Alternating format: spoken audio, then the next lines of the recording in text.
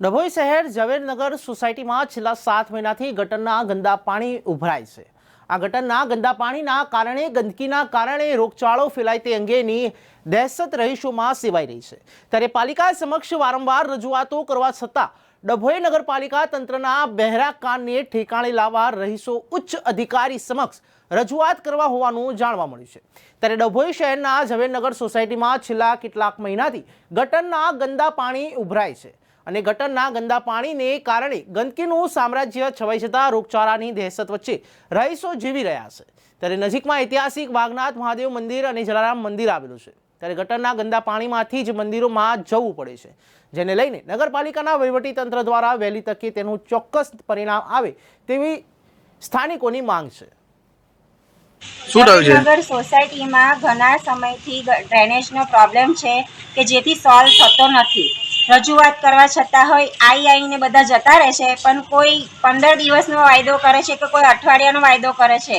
ગંદકી એટલી બધી છે કે ફૂલ કે નાના છોકરાઓને મોટા રહીશોને પણ આવવા જવામાં તકલીફ પડે છે।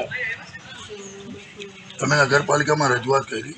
હા, વારંવાર કરવા છતાં હોય એ લોકોનો પ્રશ્ન એ જ છે કે સોલ્વ થઈ જશે, પણ હજી સુધી સોલ્વ થયો નથી।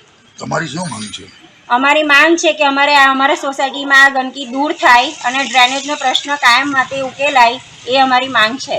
અમે ઝવેરનગરના રહીશો આજે એટલા માટે ભેગા થયા છે કે અમારી કાયમી સમસ્યા છે કે ડ્રેનેજમાંથી ગંદુ પાણી બહાર નીકળે છે, જેનાથી રોગચાળો ફાટી નીકળે છે। ડેન્ગ્યુ, ટાઇફોઇડ, મેલેરિયા જેવા નાના બાળકોને ગંભીર રોગ થાય છે।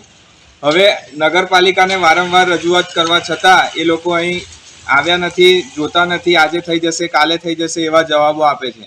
તો શું નગરપાલિકા મોટી બીમારીની રાહ જોઈ રહી છે? અમારે ક્યાં સુધી આ બધું સહન કરવું? તમારી શું માંગ છે?